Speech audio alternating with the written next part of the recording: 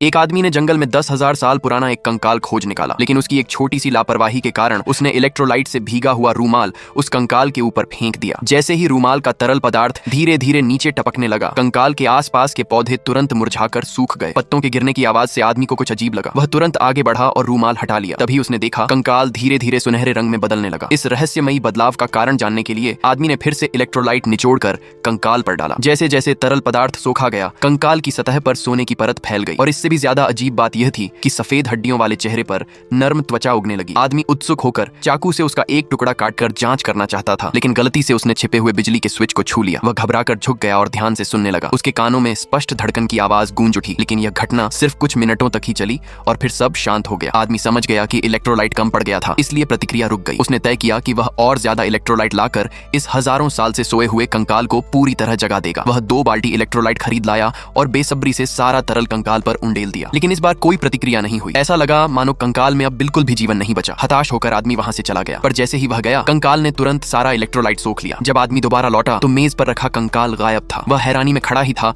कि पीछे का दरवाजा अचानक तेज रोशनी से चमक उठा। उसने घबराकर दरवाजा खोला और देखा वह कंकाल सचमुच जीवित हो चुका था।